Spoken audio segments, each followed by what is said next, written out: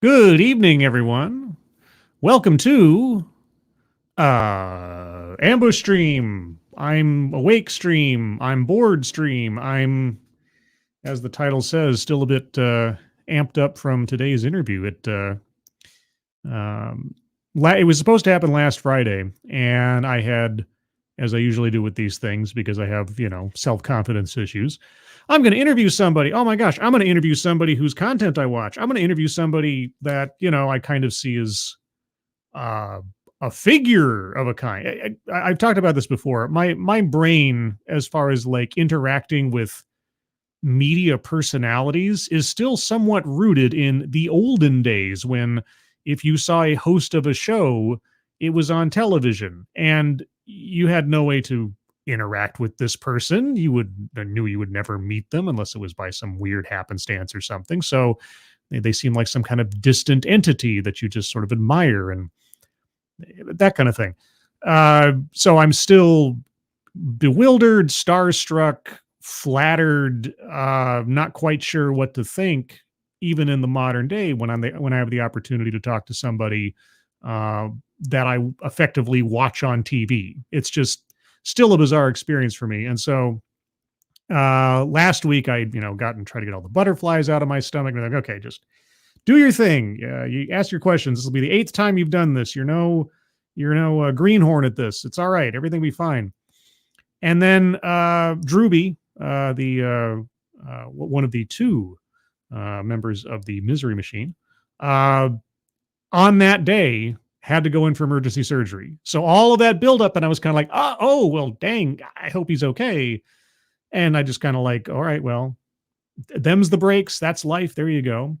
And then we ended up scheduling it for the next Friday. And I thought, okay, well, I think I got all my nerves shook out last week. So I should be fine. I should be fine. And then, of course, the day comes and like half an hour before it starts, I'm like, I get all freaked out again. But it went really well. I think it went fine. I'll be curious to know what you guys think for those of you that haven't already watched it or haven't commented, if you have a chance to see it. It seemed to go well. I'm paranoid about those things.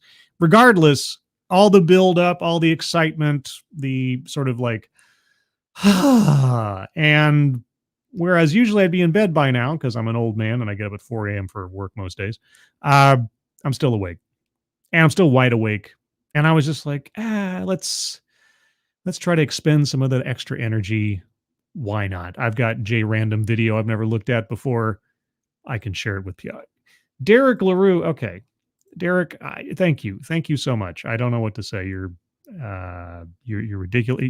You have been already so ridiculously generous and supportive, and I really, really, really do appreciate it. Thank you so much. And speaking of Derek and everybody else that has popped in here, and another thing I got to say, and I know I've said this as well before. It reminds me back in the olden days when Ranting Monkey said, "Hey, I'm bored. Can you show me how to stream?" And I'm like, "Sure." And we set up a test stream on his channel, and within 3 minutes of him going live, like 70 people are in the chat, and it's just for a test stream, just to make sure his microphone worked and everything. And it was just a credit to not only Monkey's natural charisma, but also just the excitement and loyalty and support of his audience. And Travis Gardner, thank you so much as well. They do make good content. I watched some before you stream. Their videos are they're intense. They can be very intense, the Misery Machine. But ultimately they treat the material with respect and you can tell that they care. And that's really, really what drew me to them as content creators to begin with. And made me curious to have them on and talk to them about what they do. But anyway, as I was saying, I thank you guys. Just showing up and saying hi does wonders for me. I appreciate it. But speaking of which, who is here? Who has been here? Brittany Holland. Good evening. Scanner Daftly. Good evening. Oh, two Scanner Daftleys. Why not? It's like collecting cards or something. San. Good evening. Dina B. Good evening. Dixie Rose 63. Good evening. Corey Suzuki. Good evening to you. Resolute Germ. Good evening. Kiro Soldier. Good evening. Duck Dog. Good evening. North of. Good evening. Seftus Wolf. Good evening. Otho May. Good evening to you. And Funtime Bats, good evening. Angela Ariaga, good evening. Sabian 187 on the Undercover Cop. Oh, sorry, I was digressing into the 90s there for a second. Pardon me. Ebony Williams, good evening. Nice to see you. Angelverse, good evening. Fernanda, what is this? This is a stream. I know. I should be in bed. I know. The Best Remy, good evening. And the Demon Man, 57, good evening. Johnny Hellcat, good evening to you. So yeah, I thought I'd just decompress for a few minutes, expend some excess energy, and watch a video that I grabbed a few days ago or something and hadn't watched yet, and I can't think of a place in which to fit watching. It's not very long. That's what she said. It's only just about 10 minutes. But what is it about? Well, what does a diversity and inclusion consultant do? And what's interesting, or might be interesting, I'm not quite sure yet, is if I recall correctly, this is a relatively recently produced video. And I'm just wondering, has the messaging or role altered at all in any meaningful way since the affirmative action decision? That's about as science experiment as I can come up with for watching this, other than morbid curiosity in general. So that's my justification for it, aside from, again, trying to let off a little bit of excess energy from today's interview. Molly Okami, good evening. Dances with Aardvarks, good evening. And in the meantime as well, anything you guys want to talk about, anything that I should, any news stories maybe? I don't know. I don't know how long I'll be on here, just long enough to make it worthwhile. Ebony Williams, I missed a stream. Well, I did another Living on Borrowed Crime earlier this afternoon. It was one that was all sorts of fraught with difficulties. This channel's called The Misery Machine. It's run by two people, Drewby and Yurgi. And we were supposed to do the stream last Friday, but on that very day, Drewby suddenly had to go into the operating room to have his gallbladder removed. And I thought, okay, well, obviously priorities being priorities, I'll talk to you guys in a month or something. But within 2 days of him having his gallbladder removed, he gets back to me and says, hey, what about next Friday? And I was like, are you sure? And I kind of said, tell you what, I'll post a new link and I'll give it a day or three, because I was sure that within like 24 hours or something of the pain medication wearing off or something, he'd realize that maybe he needs some extra time to recover. Nope, he was fine. And I was like, okay. And so we did that earlier this afternoon. So yeah, it's up there now. And I think it went pretty well. I think so. I don't know. You know me.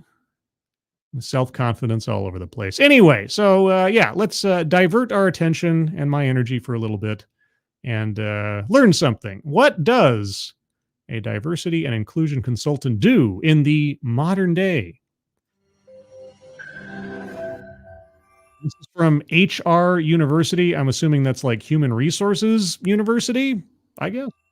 What does a diversity and inclusion consultant do? That's what I want to know. Hey there, my name is Josh. I'm the founder of HR University. Oh, the founder. Okay, well, then this must be our resident expert. Okay, well. And in this lesson, we'll discuss what a DEI consultant does so you can get a better understanding of the role. But before we jump in, make sure to subscribe to our channel, and that way you don't miss any of our future lessons on how to become a great management professional. Well, I'll tell you what, I will use this lesson. I didn't know I was going to get like a lecture or like a free class. I will use this lesson as a litmus test to decide whether or not I should subscribe to your channel. So how's about that? Now let's dive in. Okay. So we need to go over the essential DEI consultant responsibilities first. I can't wait, because I have wondered for a long time, what does a DEI consultant actually do? My greater curiosity is, what does a DEI executive corporate officer do on a daily basis? But here's my theory. And I'll see how much this matches with what he has to say. What I've always thought of as a consultant is, regardless if it's DEI or something else, is someone comes into an organization or company obviously to serve a specific purpose, whether it's efficiency expert or management or whatever. But they come in and they take an assessment of the area that they are there to consult on as it sits in the company when they walk in. Maybe, depending on the circumstances, they sort of do a secret shopper kind of thing to take the temperature of stuff as in as natural environment as possible. And they make an assessment of where things are at and what observably could be improved, needs to be improved, and so on. Right. And then they make recommendations to the management. Maybe they take the employees through some kind of training, depending on what it is, and they try to bring things in line with what their consulting expert tells them things need to be at. This is also along with consulting with the management to see what exactly are their goals, what is it that they're trying to address, etc. Okay. So for DEI, knowing DEI as I do, I would assume a DEI consultant comes in, takes a look at the company's demographic split of races, genders, orientations, and so on, and then makes some kind of weird recommendations to management about how to shift the balances either without or in disregard of the law being violated. Not sure which. Anyway, that's my running cynical theory. What does our founder have to say? And since DEI consultants have a job objective to create a more diverse and inclusive workplace, they communicate and consult with business executives about DEI initiatives, serve as central DEI resources for employees, and work to ensure a diverse and inclusive workplace. Okay. And of course, the major $64,000 question is, by what method do they achieve that? I don't know if he's going to go over the whole card in front of us here, but for those of you listening at home, he has a slide up right now that says Diversity and Inclusion Consultant Responsibilities. And it's a circle with a bunch of little bubbles coming off of it, and the bubbles include different things that apparently are the responsibilities. I'll go down the list. Consults about DEI initiatives with executives. Okay. Serves as a central DEI resource for employees. How? Ensures a diverse and inclusive workplace. How? Establishes diverse company culture. How? Improves strategic DEI plans. Am I a broken record? Supervises all DEI initiatives in the company. I guess that might be self-explanatory.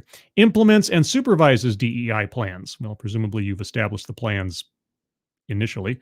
And researches the latest DEI trends. Okay. Little ambiguous there. Holy cats! Alan Thyler, thank you so much again for, as with the previous streams, Samurai #1, Dogcat Fox. Oh, a Dogcat Fox. Wow wee. Wow wow. And that is a tail feature Dogcat Fox. And your donation has brought about the authorities, if you can hear the sirens. I don't know if you can hear the sirens in the background. Suddenly the police are out in force. I think they wait until I start streaming before they set off their alarms. That happened during the interview as well. And a DEI consultant works to establish a diverse company culture by developing strategic DEI plans that include the latest DEI industry trends. They also implement and supervise all DEI initiatives in an organization. In addition to this, they assess the workplace's current diversity and inclusion environment. See, that's the part I'm talking about, assessing the current diversity and inclusion environment. Okay. I know I'm going to be disappointed. It's sort of like going and choosing to watch a new Marvel movie, but my fingers are crossed. Knock for Micah. He actually gives us some details on each one of these steps. He's got 10 minutes to fill. And analyze the data collected during the assessments. Now let's go over each fundamental responsibility of DEI consultants. Thank you. In more detail. Yes. So the first responsibility is understanding the current state of diversity and inclusion. Right. So consultant comes in and assesses the situation on the ground. I think I got that part right. In the workplace. Yes. The consultant gathers information and data about the company's culture, policies, and practices related to diversity and inclusion. Such as? During this phase, a diversity and inclusion consultant may assess demographic data. May assess demographic data? No, I think that's pretty much a requirement. Collecting information about the company's employees, such as gender, race, ethnicity, age, sexual orientation, and disability status. How does the consultant collect data on sexual orientation? I've asked this before, and it's been one of my major conundrums. If I come in as a diversity and inclusion consultant, and I have to determine what is the demographic split of sexual orientations, how does that conversation go with employees? What does that look like? I would love to be a fly on the wall for how they collect that data or verify its veracity. Or maybe it's determine its veracity. Ebony Williams, thank you so much for the super pair. Super pair. It's better than a regular pair because it's super. Thank you, Ebony. That's very nice of you. Thank you so much. And this data helps identify potential diversity gaps and areas for improvement. Areas of improvement. Are you going to tell us how one improves, quote unquote, those gaps that are obviously flaws in the work population? And next is reviewing policies and procedures related to diversity and inclusion. And this includes examining hiring practices, performance evaluation criteria, and promotion and career advancement opportunities. Yeah. And how might I shift those hiring practices and promotional standards and career opportunities to fill the gaps and the obvious flaws in my workplace population? I love what's not being said here. Do you think he'll fill those gaps? Could I have made that statement any weirder the way that I phrased it? And next we have is gathering employee feedback through surveys, focus groups, or one-on-one interviews. And this feedback identifies specific areas of concerns or issues that employees have experienced related to diversity and inclusion. With the assumption that there are already problems with diversity and inclusion insofar as the employees see them? And next is examining workforce representation to determine whether certain groups are underrepresented or overrepresented in specific roles or departments. Okay, so that's separate from basic demographic data in that you're now applying it specifically to roles and departments. All right, well, if there's an overrepresentation, how do you solve for that problem? And finally, there's assessing the overall company culture and climate related to diversity and inclusion. And this includes examining the company's communication practices, leadership behavior, and employee engagement. Does it? What does that have to do with diversity and inclusion? And after assessing the current state of diversity and inclusion in a workplace, the next step is to analyze the collected data. And this analysis is essential to identify patterns, trends, and areas for improvement that guide the consultant's recommendations and strategy development. Please give us an example of a problematic workplace population. And here are some key areas that a diversity and inclusion consultant analyzes during this phase. So the consultant examines the demographic data to identify any gaps or disparities in the representation of various groups within the company. Okay, gaps. What constitutes a gap? Do you think he'll answer these questions? Do you think he'll clarify? And for example, the consultant may determine that few women or people of color are in leadership roles. Okay, just as an example. So what would you, founder of HR University, recommend to solve for that problem? Specific departments have a higher concentration of one particular group than others. You mean demographic, not group. Demographic.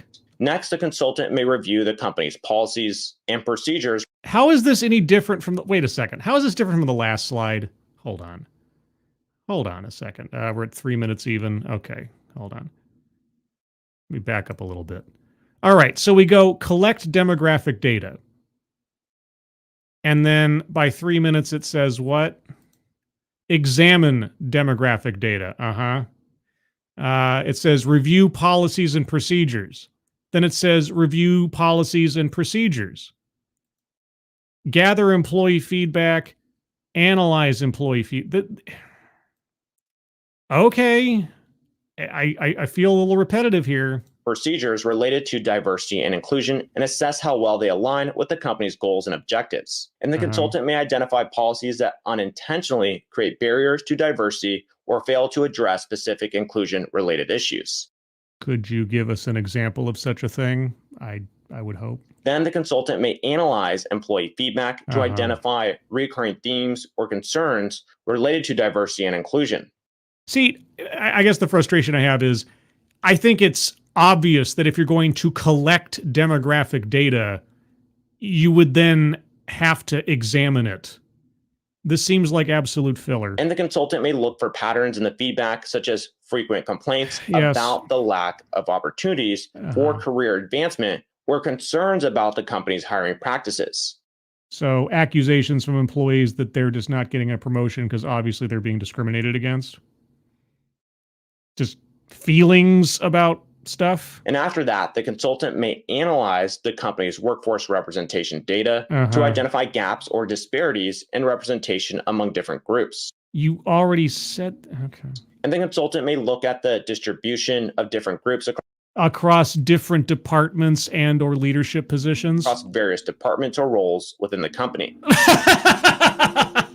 Boy, it's somehow I feel like I've heard this all before. And finally, the consultant may assess a company culture and identify how it impacts diversity and inclusion. Yeah, okay, yes, all right, twice. Second verse, same as the first. For example, the consultant may determine that the company's culture is not inclusive of employees with disabilities or that certain groups feel excluded from social events or networking opportunities. They may, I guess. And after analyzing the data, the DEI consultant develops a strategy for improving diversity and inclusion in the organization. And here are some key areas that a DEI consultant considers when developing a strategy. So the consultant works with the company to establish clear goals related to DEI. And the goals are completely dependent on whether or not you have the correct demographic splits in the various departments and roles and representation. Okay. I guess at this point, the only thing I can hope for, because I don't think I'm going to get any other details, is he going to tell us or give us an example action plan to address a demographic disparity? Is he going to actually cross the line to say, in no uncertain terms, you need to structure your hiring practices to fill those gaps or address those disparities? How much couched language are we going to see more of here? And these goals include increasing the representation of underrepresented groups.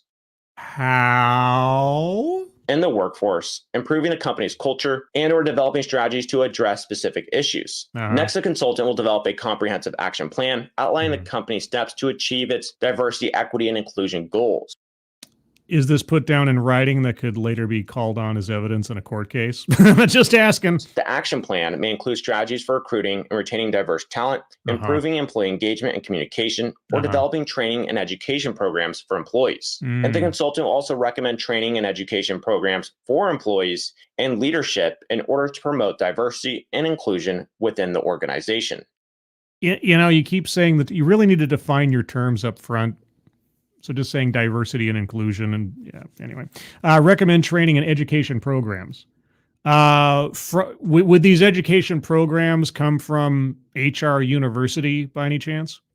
And these programs may include unconscious bias training. Nothing I need more than be trained in unconscious bias. Diversity and inclusion workshops. Great. And cultural competency training. Oh, cultural competency. You know, the last time I remember looking at cultural competency, it all had to do with a teacher in a classroom making up math story problems that involved Mexican cuisine because the majority of his students in this elementary school were, I guess, Latino. That's what cultural competency was defined to me by PBS way back in the day. They didn't give any other active example of cultural competency other than, well, if I have a bunch of kids that seemingly come from a particular ethnicity, if I make up a story problem involving a churro, they'll know exactly what I'm talking about. Additionally, the consultant develops new policies and procedures that promote diversity and inclusion. And these policies may include changes to the hiring process to increase diversity, creating new employee resource groups. No, whoa. Okay, ERGs are great. Wait, back up on that one again. Sorry, you went over that one awfully quick. Let's try that one again, shall we? That promote diversity and inclusion. And these policies may include changes to the hiring process to increase diversity, changing the hiring process to increase diversity. I'd really, really love to zero in on what that might look like, but I have a feeling we won't. The hiring process to increase diversity, creating new employee resource groups, or developing more flexible work arrangements. I love ERGs. And finally, the strategy will consist of metrics and measurement tools to track progress toward diversity.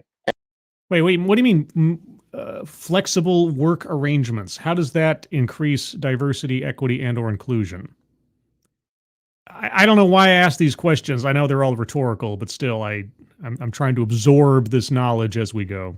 And next, we have policy development. Policies are guidelines that outline the expectations, standards, and procedures related to diversity and inclusion in the workplace. And here are some key elements involved in policy development. The consultant reviews the company's existing diversity and inclusion policies. This is the third time that you've said this. Review the existing policies, analyze the existing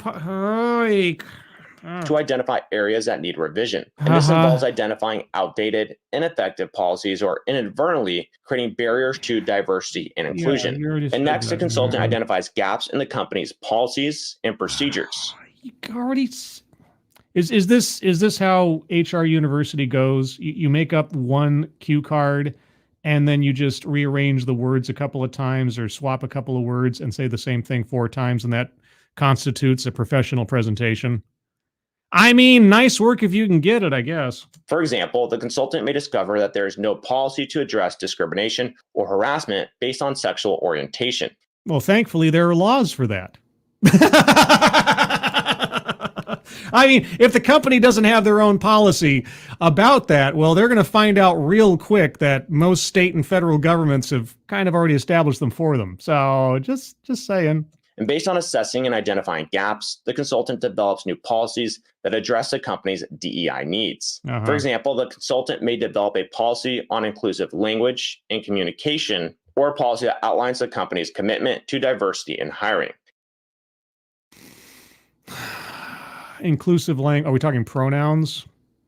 Or are we talking gender neutral terms in job descriptions, that kind of thing? And implementing a diversity and inclusion strategy involves implementing the recommended policies, practices, and programs. I feel like I'm listening to a high school book report, where or some kind of like lame essay that somebody's put together that's just, again, restating what they've already said to try to fill up space. And this process has several steps. Okay. And based on the findings from the assessment and analysis phase, the consultant will make several recommendations for improving diversity and inclusion in the workplace. Yes. And it's important to prioritize these recommendations based on their potential impact and feasibility of implementation. Wow. And next, consultants must communicate the action plan to all employees so that they understand why the changes are happening. Well, whether or not they understand why the changes are happening is kind of irrelevant, isn't it? I mean, the changes are happening whether they understand them or not. So what's that got to do with anything? And consultants do this through company-wide meetings, internal communications, and training sessions. And the final 2 steps of implementing a DEI strategy are providing training and tracking progress. Yeah, the tracking progress part is what I'm curious as well. It's like, okay, so we start off, we have demographic of X in our company. We need to progress from that to something else. And if, the word quota comes to mind. And legally speaking, there be dragons. Thank you, John Miller. I think this guy is missing business buzzwords like synergy. I think he needs to get a new driver installed. Yeah, we need synergy. We need to align the paradigm. We need to efficientize our strategic commingling floating co-point processor flagpole SITA something. I don't know. But yes, no, he's not the greatest corporate lingo slang aficionado, but yeah, maybe he's just trying to simplify it for us plebs. Training is essential to a DEI strategy as it helps employees develop the knowledge, skills, and awareness needed to create a more inclusive workplace. It also increases the consultant's billable hours. I mean, if I just go into a boardroom with the chief executive or something and give him my piece of my mind about what he should do with his company and hand him some leaflets or something, it doesn't quite justify my paycheck, does it? Not really. And here are the key responsibilities of a DEI consultant during training. It's going to be repetition again, isn't it? The consultant identifies the specific training needs of the company's employees. Wow. This involves gathering employee feedback through surveys or focus groups in order to understand their knowledge, attitudes, and experiences related to diversity and inclusion. Right. So it doesn't matter what the employees actually think. You're going to be beating them over the head with DEI ideology. You just have to decide to what degree are you going to use and what level of hammer you're going to use to beat it into their heads. And the consultant will create training materials tailored to the company's specific needs based on the needs assessment. And this includes developing training modules on unconscious bias, cultural competence, and inclusive communication. Yeah, things you've already said and everything else. Or basically just a form letter or form set of papers that they then take. Like, if I were trying to be the laziest consultant, I'd already have some pre-generated packets of information that I would just label sort of like high, medium, and low. So how much information do I think this company needs? And then when I determine that, without doing too much heavy lifting, I'd pick the appropriate packet, do a find and replace on the company name and this, that, and the other, print them out at Kinko's or whatever, charge $10 each to the company, and then hand them out. I mean, I'm sure that no DEI consultant or consultant general has ever done something like that. But if it were me.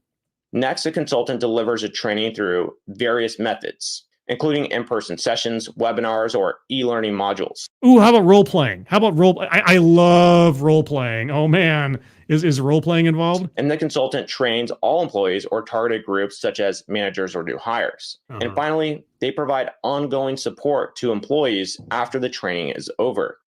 Do they provide ongoing psychological support for the damage all of this stuff does to people's psyches and sense of self-esteem and self-worth? Probably not. And this involves providing resources such as reading materials, videos, or online discussion forums. I really want to know what his tattoo is. He's got a tattoo on his arm over here. I can't tell from this angle what it is. I'm distracted by it for some reason. I'm just overly curious about that. To reinforce the training content and encourage continued learning. And finally, we have tracking success and making adjustments. As mentioned, before implementing any diversity and inclusion initiatives, the consultant will work with the company in order to establish baseline metrics for measuring progress. Yes, don't call it a quota, though. And after implementation, consultants collect data to evaluate the effectiveness of the DEI efforts. And this involves gathering data through surveys, focus groups, or other data collection methods. You've already said that 3 times. And next, the consultant analyzes the data in order to determine whether diversity and inclusion initiatives have had the desired impact. And this involves comparing the data to the baseline metrics or industry benchmarks in order to evaluate the effectiveness of the initiatives. And do we have enough of the right-looking people in the right positions? And no, this isn't actually a quota, guys. It's just a aspirational diversity goal. We're totally not breaking the law here. For gathering data, the consultant will report the analysis results to the company's leadership team and employees, highlighting areas of success and areas for improvement. Yes. Unfortunately, everyone, we failed in this quarter's DEI initiative because too many of you are the wrong skin color. We hope to solve that by quarter 4. And the consultant also uses the data to develop new initiatives or adjust existing ones. Or to continue to justify an ongoing paycheck and contract with the consultant. Yeah. And metrics and evaluation are an ongoing process Of with course regular check-ins to assess progress and update strategies. Sure. This ensures that the company continuously improves its diversity and inclusion efforts and creates a better workplace. Yes, I'm sure that is the end result. In conclusion here, a DEI consultant is vital in helping organizations create a more inclusive and equitable workplace. In my vocabulary, those words do not find their way into this process, equitable and inclusive. They create an environment where employees from all backgrounds thrive through their expertise in assessment, analysis, strategy development, policy development, implementation, training, and metrics and evaluation. Unless, of course, those employees are part of the overrepresentation that is causing a problem in the company's layout, right? Because that they constitute a problem that needs to be solved. And there we have it. You now have a better understanding of what a DEI consultant does. Not really. And if you feel like you have just that, make sure to go ahead and like this video and subscribe to our channel so that we can keep up to date with everything it takes to become a great management professional and a great HR professional. And again, my name is Josh. I'm the founder of HR University here, and I'll go ahead and see you in some of our other lessons and videos. Cheers. Ciao. Yeah. All right. Well, I don't know what I expected. I guess I hoped for more. I figure that the true secrets are behind a paywall somewhere. There's been many times over the years where I've had the opportunity possibly to pay to get into one of those secret lectures, webinars, training sessions, or whatever else. But there's all this registration stuff, and you have to have like a company ID and contacts. Enough hoops that I'm kind of like, I can't fake my way into this. And plus the fact, giving money to some of these organizations to try to, and with rolling the dice that I'm going to hear anything other than basically what I just heard. Because if there was any video evidence of a DEI consultant actually telling companies or potential trainees, giving them instructions that would tend to suggest illegal or legally questionable activities when it comes to violating people's civil rights. I mean, I'm not saying it can't happen, but I don't know if I want to blow $50 or $100 or whatever on a webinar to find out one way or the other. But anyway, let's see. In the chat, John Miller says, yeah, he proved that DEI professionals are a total drain of resources and a great way to increase an animosity among staff. That too. And also, if you're a DEI consultant, you're doing it on the basis of a contract. You're getting paid regardless. And the other part that he didn't mention is that having a DEI program or having something that you can put on your prospectus or your advertising materials as having a robust DEI program is a checkbox that companies need to have in order to enjoy the benefits of the entire ESG infrastructure in finance these days. So a DEI consultant can basically be or do anything because it's effectively meaningless. It's just something that a company has to have to make other companies feel better about working with them. That's why during the pandemic, when everybody was locked down and having consultants go to companies didn't make any sense anymore, they started retreating into, well, we offer a web-based DEI solution, so you can still say you have a DEI program and still have that merit badge, and we can still establish a ongoing running contract with you to use our DEI online platform. It really is meaningless at this stage of the game, and it's perilous, especially now after the affirmative action decision with the scrutiny that's coming about. I'm all glad for it. You'll notice in the news and on certain political sites and things, the questions about DEI are finally becoming more and more mainstream, both in politics and in the news media. And I'm glad. I feel like I've been shouting into the wind for the last 7 years. Not that I've been like a lone voice or something, but just that this subject has not gained the traction that it should have long, long ago. And now a lot of companies are so steeped and invested in it that they really only have three options. Either they can stop cold turkey, which would be a tacit admission of wrongdoing if they did. They can slowly try to walk back their program such that they change their focus or dilute the messaging over time and just kind of let it fade into the background and hopefully everybody will forget. Or they can double down. And a lot of companies are doubling down, which is going to be hilarious when I think inevitably they're going to be taken to task legally. Thank you again, Alan Thyler, for the thank you, Dogcat Fox. Oh, Dogcat Fox. Wow. Oh, there's the other tailed Dogcat Fox. I always love that one. That always one makes me laugh. I need to get some more Dogcat Foxes. I think I offered before. I hadn't seen any takers yet. Yeah, if you want to do a wowie wow for a Dogcat Fox stinger, if you can record a quick MP3 and either email it to me, or I think you should be able to post it to the Discord. Maybe might be easier to email it to me. I can craft some. I've got one for Keeverdam. Keeverdam made one a while back. So if anybody else wants to give their try to wowie wow, by all means, and I'll try to add some more stingers for variety and diversity. Let's see. Rib Rascal. I'm starting school next month. There are giant Pride, Progress, and BLM flags in the library. Damn right, I'm going to attend some of these struggles. Oh boy. Well, it might be an interesting. It might be an interesting subject for a paper or something. I don't know what happens in your school or whatever, but to take some notes while you're in there, compare and contrast how they use the event to try to push certain things, and does it remind of anything else historically or otherwise? I mean, you never know. I'd attend one. If I dodged a lot of this because my time in the corporate world ended just on the cusp of this stuff really starting to take root in common corporate culture.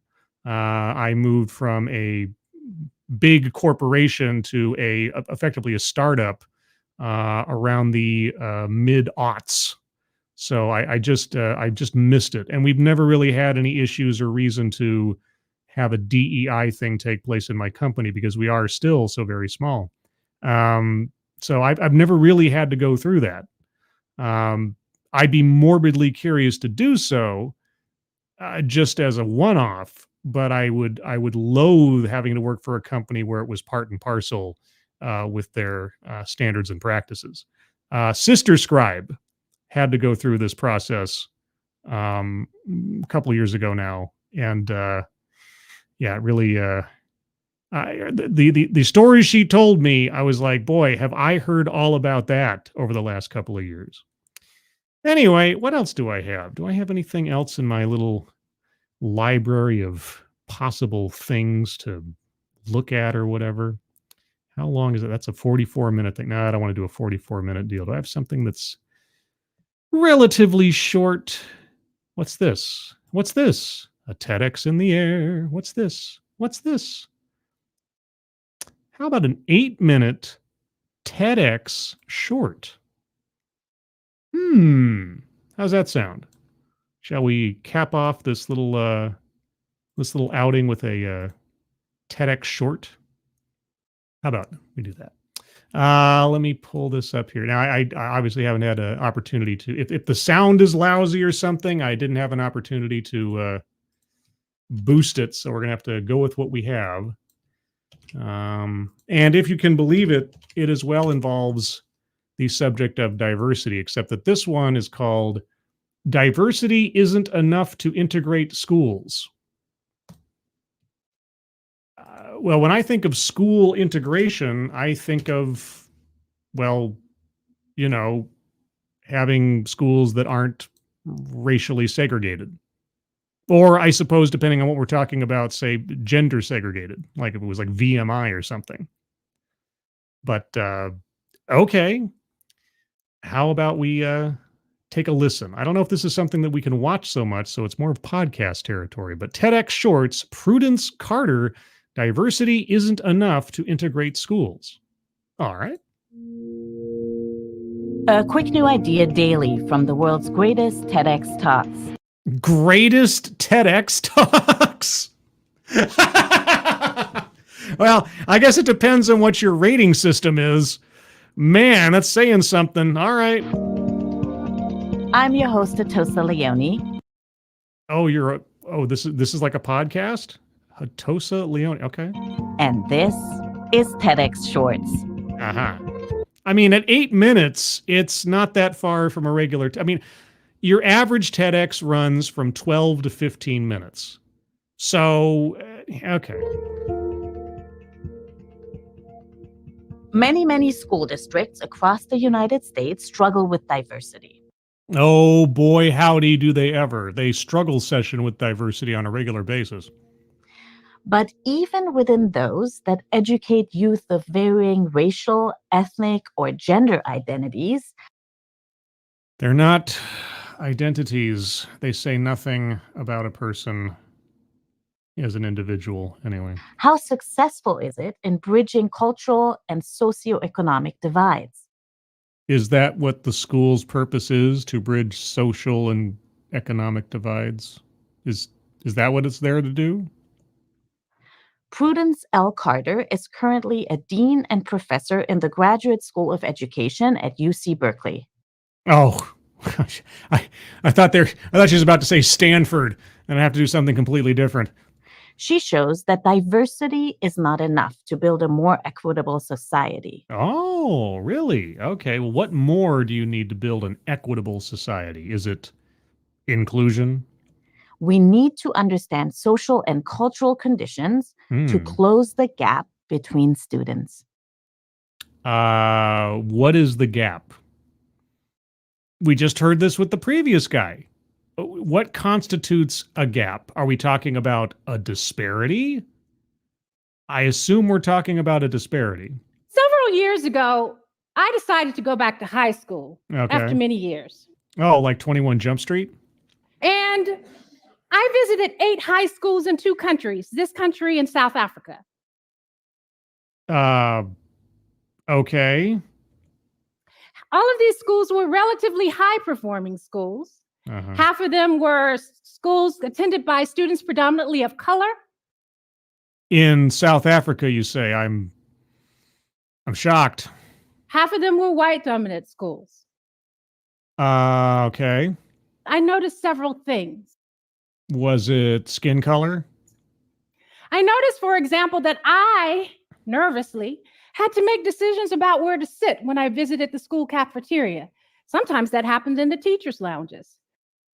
You always have to make decisions about where to sit because ultimately you're deciding what? Because you see, kids were actually dividing themselves according to different social lines.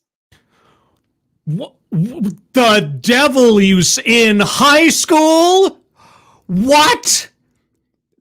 The kids in high school were dividing themselves amongst social lines. But that's preposterous. When I went to high school, the jocks sat with the nerds, and the nerds sat with the goths, and the goths sat with the straight edges, and there was no, you're out of your mind. I should make a "you don't say" stinger with, glorious Nicolas Cage on it. If I was doing the bingo card, and I'm not going to pull it out, can you imagine benevolent condescension on this one? Students were dividing themselves up along social lines, you say. Uh-huh. Teachers' lounges. Because you see, kids were actually dividing themselves according to different social lines. I noticed that when I entered the upper echelon of courses in these high schools, the courses that presumably were preparing kids for the rigors of college and university, I saw very few kids who looked like me, African American or Latino. Oh. Gosh, so you're a racial supremacist, are you? All right, well, how would you solve for that problem? I also noticed in some of these schools that baseball and to cheerleading were to white boys and white girls, respectively, while basketball and step dancing were to black boys and black girls, respectively. Oh, why might that be? Can you imagine why that might be? This was curious to me. Why? Have you never gone outside before? We're often uncomfortable moving across our social and cultural comfort zones, aren't we? Yes. In high school, yes. Have you ever heard of cliques? Did you actually attend a normal public high school? Kids at that age are still trying to figure out where they fit, and fitting in is pretty important. You find your social group, you find where you're comfortable, you find where you don't feel lonely, and you tend to stick there. And over time, especially if you're going to school with the same people year after year, some of those social boundaries become kind of like stigmas around you and where you belong in the pecking order. I don't know if you know this. I don't know if you've heard about this. I don't know if you know about the cultural forces that might inspire certain people to try to go out for certain activities based on media and internal culture and hopes and dreams and stuff. I don't know if these things have occurred to you. Have they? And so, what I chose to do as a sociologist, putting my hat on. Wait, you were already a sociologist and you found this behavior curious. Okay, I guess I just have higher expectations for a sociology degree. I can't believe I just said that phrase. Is I wanted to understand what were the factors in a school context that would facilitate the ability for kids to cross academic, social, and cultural boundaries. Academic? Well, I mean, study harder and have a desire to want to achieve academically, I guess. Social and so on. I don't know. What do you think? Here's an example from my own life. My best friend in elementary school, right? Total nerd like me, loved comic books, very artistically inclined, but he was a little bit more outgoing than I was. But he was still kind of coming out of his shell, let's say. But he was a total comic book nerd. We'd sit around and we'd listen to grunge music because it was so cool back then, and we'd look at Image Comics and like talk about how Todd McFarlane's so awesome and Spider-Man's cool, and boy oh boy, we can't wait until Wetworks comes out and Image, and we kept waiting for Wetworks to come out, and we kept waiting for Wetworks to come out, and we kept waiting for Wetworks to come out. I kept waiting for the second issue of Death Blow to come out. Anyway, I'm getting into an Image Comics history thing. Anyway, by the time we got out of elementary school and into junior high, my best friend decided that he was too cool for me. Now, I wasn't cool enough for him. And so he started to very overtly separate himself from me and hang out with a different crowd because he thought of himself as a better class of person. And my best friend turned in kind of a jerk. And he effectively moved into a different social strata. It didn't work out for him in the long run because, as far as I can tell now, he's a kind of self-involved, pompous douche, but maybe he always was. So it really is just deciding to do it, throwing yourself at the mercy of some other social group and hoping you fit in. Sometimes it happens much more gradually, much more organically than that. Some people move between the different social groups without too much trouble. It all depends. I'd say ultimately it's about ego and or desire, or a combination. And so I developed a survey. And on this survey, I asked kids about their friendship preferences. I asked them, how much of a difference would it make for you to have a friend who was of a different race or ethnicity, religion, gender, who had different cultural and social taste from you? Oh, so you're sort of like front loading the survey questions. You're not waiting to see just what they'd say on a basic level. You're crafting and framing the questions in a very specific way, are you? I wonder why someone would do that. And here's what I found. Okay. Context matters.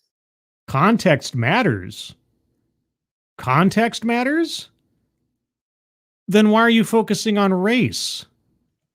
And context mattered in different ways. First of all, those kids who were engaged in some of the most rigorous and hands-on courses reported higher levels of what I call cultural flexibility from this scale.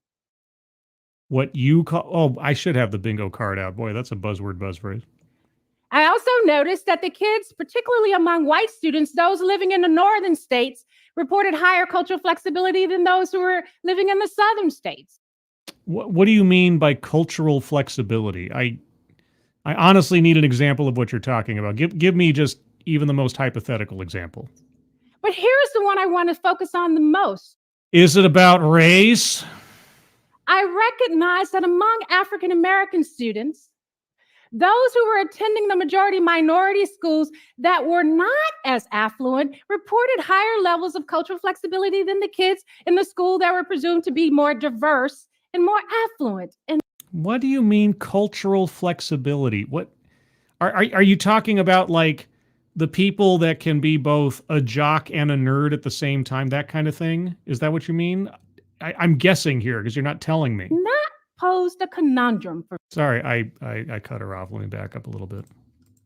as affluent reported higher levels of cultural flexibility than the kids in the school that were presumed to be more diverse and more affluent. And What was your sample size? How did this go? I have too many questions. that posed a conundrum for me. Uh-huh. Seriously, a paradox, if you will. Oh, Because it is true that many students come from very disparate contexts when it comes to their family backgrounds. most do because everybody's different, unless you decide to simplify everything down to the basics of race and gender and or ethnicity. But you wouldn't do that at all, would you? Yet at the same time, if we want them to move up the proverbial ladders to college and university, they need the resources invested.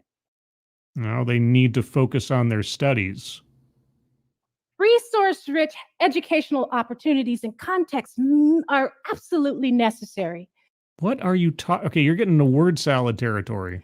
They're not sufficient when it comes to many groups of kids who need to be incorporated.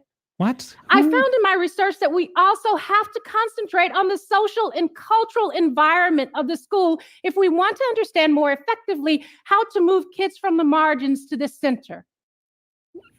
In what way? Are you talking about the social margins? Are you talking about the academic margin? Boy, even a short TEDx can melt my brain. Of education. Uh-huh. So you see, No, I don't see. First off, I don't see anything because this is just audio. But secondly, you've clarified nothing. What is cultural flexibility? What does that mean? Why is it a good thing? I mean, maybe it is. I don't know. You haven't given us a definition.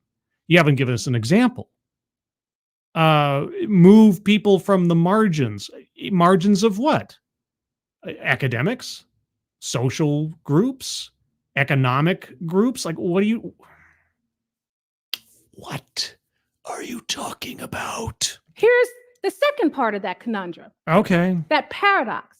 Uh-huh. Is that African American students who are attending schools and came from backgrounds just like the kids who were attending the more affluent schools were actually doing better and reported higher levels of cultural flexibility, were more deeply engaged because in their schools, they were enrolled in the higher echelon courses, the advanced courses. They were going to Model UN. They were participating in debate club. So they were seeking out more advanced academic opportunities and were doing well. What does that have to do with their skin color? What? And what do you mean similar backgrounds? Are you talking about economic backgrounds? Like what is the baseline on which you are assessing the background of one student to another, whether they're from the north, the south, white, or black. What do you mean? I don't know. Why do I have to ask these questions? Higher echelon courses, the advanced courses. They were going to Model UN. They were participating in debate club. They were traveling with the chorus and the band. They weren't segregated. They weren't you just segregated them. They weren't segregated. So wait, they were segregated in the north? What are you talking about? What, they were doing all of those things? Every one of those extracurricular activities, all the students were doing all of those things? Is that what I don't know if that's what she's saying. Is that what she's saying? They weren't segregated. Okay. How? So you're only assessing student socialization on the basis of extracurricular activities and the advanced classes that they're attending? You're not talking about, like, again, the sort of stereotypical, the nerds, the jocks, the goths, etc. I don't know what we are talking about now, and I don't know why the word segregated just came up, except as maybe shock value or something. And that explained a lot of what I was seeing. It did? And so the study actually showed to me that diversity is not enough. What? To get to integration. What? Get to it. You know, I thought I was doing this stream to sort of let off some steam and some excess energy. Now I'm just frustrated. Of course, I have done this to myself, as Obi-Wan said to Anakin. I have done this to myself. I elected to watch even a fun-sized TEDx. Diversity is about demographic change. Sorry, I cut her off. I want to make sure I don't miss something out here. And that explained a lot of what I was seeing. And so the study actually showed to me that diversity is not enough to get to integration. Diversity is about demographic change. You know what? I'm glad you said that, because that simple statement is such a rare event amongst those that promote DEI. It is absolutely accurate. Diversity is about demographic change, and the forces by which that happens is the real, there be dragons, as they say. Keeverdam, thank you so much. Hi, sorry I'm late. You're not late. You're exactly on time for a completely unscheduled stream that I just decided to do off the cuff. So you're perfectly fine. Thank you, Keeverdam. Appreciate it. Sorry, I was so focused on the short. Let me go to the chat for a few minutes here. Let's see. C. Thomas says, funny how ever since these grievance grifters managed to scam a gold bar by doing this brain rot, race relations have been made almost irreparable. Yeah. Diversity, equity, and inclusion. I always want to find out from somebody that promotes these kinds of things. Since, let's just say, DEI has taken prevalence over the last 10 years or so, how has DEI worked to improve race relations in this country? After all the money spent, I mean tens of millions, if not billions of dollars spent on DEI initiatives and programs and consultants and executives and company after company, school after school, organization after organization, where is the evidence of the improvement to racial relations in this country? I mean, by whatever metric that they would use to do that. You would think if we spend tens of billions of dollars on this every year, the needle would have moved in the positive direction by now to a significant degree. And yet it seems to me, just anecdotally speaking, it doesn't seem to be doing much, if not damaging everything, right? Because gosh, what happens when you start telling people they need to assess themselves and each other on the basis of their skin color? Boy, howdy, that makes everybody feel really good about each other and themselves, doesn't it?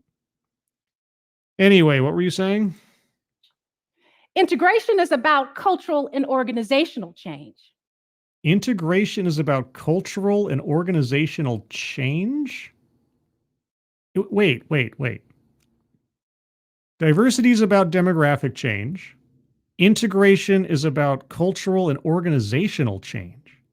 To what? To what end? What? I thought integration was taking two things and merging them together.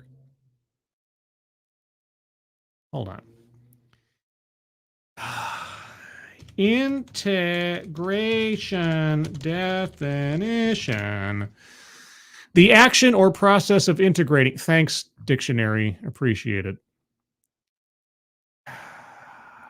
Okay. You're not supposed to use the word in its own definition. Come on. Okay. Then fine. Give me integrating.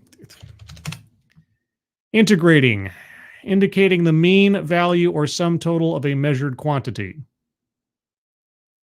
No, more definitions.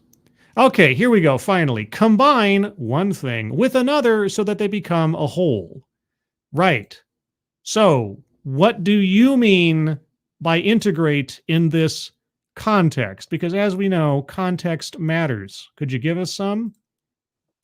One of the students, I'll call him Judah. One of the students out of all of the schools you went to, both here and in other countries. Okay, Judah. Who attended one of these affluent high schools. His mother and his father wanted him to have an excellent education, just like many parents do. Uh-huh. But Judah and his peers suffered. There was a strong academic gap in their high school. A strong academic gap. Was Judah not paying attention to his studies? And so Judah and his colleagues, while they were in resource-rich schools, were not necessarily aspiring and reaching as far as many of their peers and classmates. Well, maybe they need to get their rears in gear and focus on their studies. And if they have no ambition, that's a them problem, isn't it? If the resources are there and they're in a school with the resources are there for the students of which they are part of that population. So maybe Judah needs to take responsibility for his own outcomes. So from all of this research, I tend to ask myself and I tend to ask Wait. educators. Was that the end of the Judah anecdote? Judah and his friends were a bunch of lazy bums when it came to their studies. The end. Okay. When you're teaching kids from different backgrounds. No. Oh, so it was their backgrounds were inhibiting their ability to achieve academically? Do you consider how you create communities of difference that bring all students toward the center? What was the school not doing or actively ignoring about Judah and his friends? You don't get to bring up your primary example, in fact, really the first example you've given us, and not dive deeper into it. What was this affluent, resource-rich school not doing or actively doing to Judah and his friends that was stifling their academic aspirations? You have to tell us this now. You've set it up too clearly. How aware are you about the limitations of your own cultural knowledges and what's there and what's not there? What are you talking? I also ask, how aware are we symbolically about how we create lines within our schools separating the us from the them? What? These are the kinds of things that we as researchers know. In fact, social psychologists, my colleagues here at Stanford. What? No. Did she say? Oh no. She said Stanford.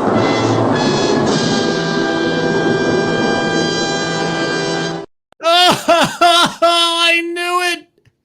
I knew somewhere in here Stanford had to be lurking. Oh, it was all so much word salad and nonsense and short-ended research and examples without context or meaning. Oh, Stanford! Stanford! As I shake my fist towards the sky. Jeff Cohen and Greg Walton Sorry, let me back up a bit. us from the them. These are the kinds of things that we as researchers know. In fact, social psychologists, my colleagues here at Stanford, Jeff Cohen and Greg Walton, have found that the more students feel that they belong in an educational context, the better they perform. What was the affluent, resource-rich school not doing to make Judah and his colleagues, not quite sure why she used that word, not feel included? Why bring up an anonymous example and not expand on it? I mean, you've got a couple of minutes, you've got a minute left. Could you at least give us that? Which is why I found in some schools that kids who were just like the ones I was studying in the more diverse and affluent schools were really doing much better. And what I have come to conclude from my research is that we can all shift the tides of social and educational inequality if we provide ample resources and opportunities. Like what? What?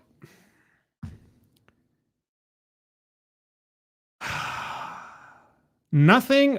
Again, I keep harping on the one anecdote that she gave us because it's the only example she's provided. A affluent, resource-rich school in which everyone else around Judah seemed to be doing fine. Him and his colleagues, for reasons unsaid and unknown, were not achieving what they could have. And you won't tell us what it was that supposedly the school was doing wrong, but somehow they were not fulfilling the promise of these students because of their lack of cultural something or other. But you won't tell us what that looks like. You won't give us an example. It's just buzzword, buzzword, buzzword, buzzword, buzz phrase, buzzword, buzzword, diversity, integration, buzzword, cultural buzzword, buzzword. If we cultivate culturally flexible minds. What does that mean? And if we come with empathic hearts.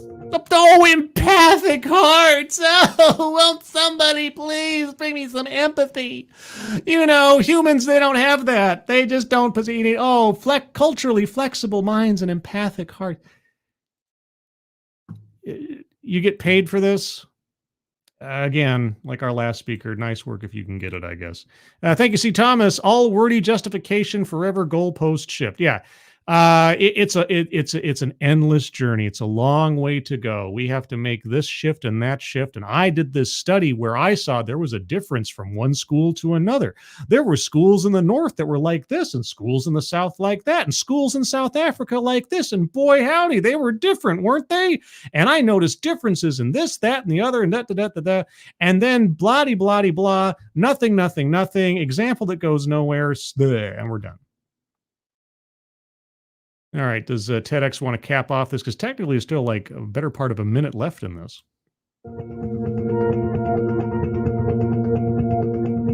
The TEDx talk you just listened to was recorded in Stanford, California. No! Not again!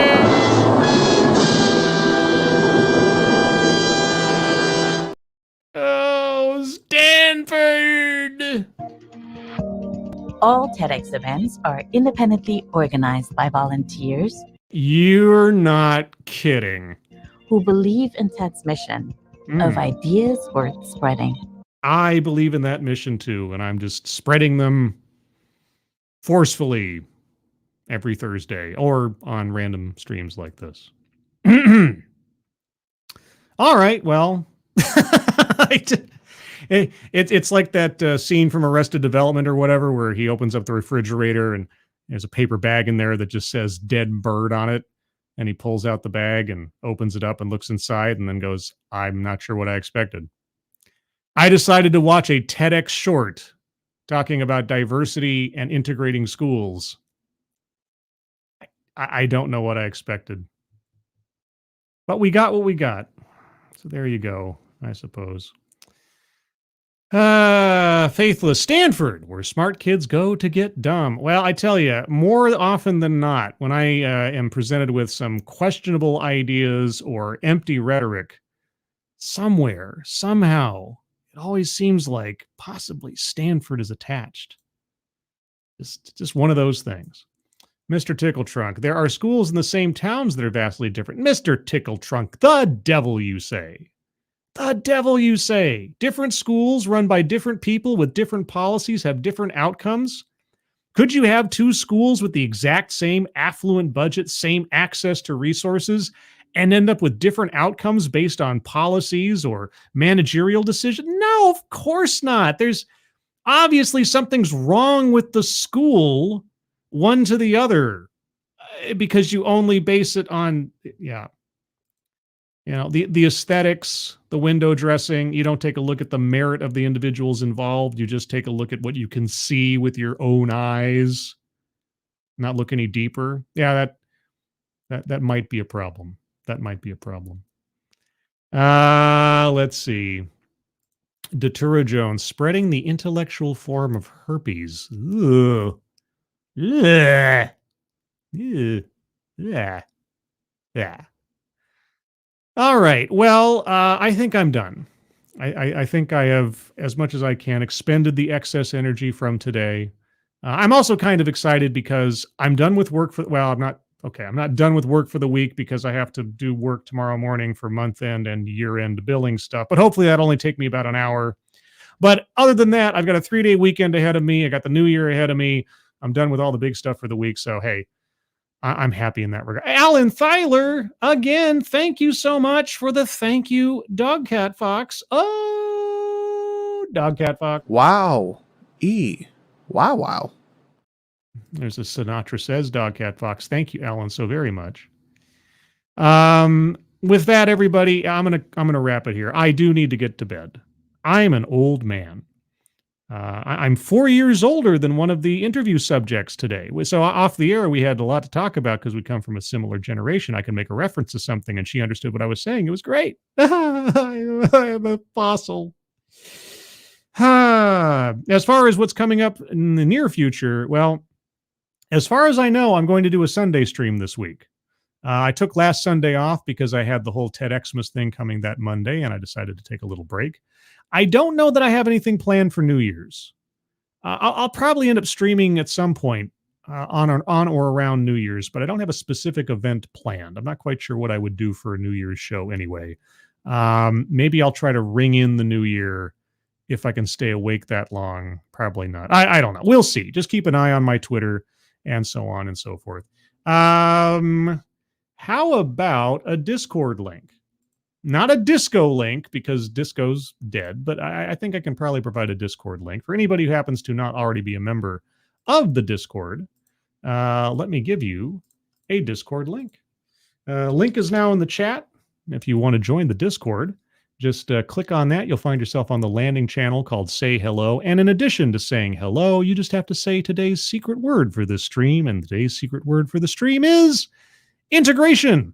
Just say hello, integration. And I'll know that you actually watched the show. And then you can become a member of the Discord server.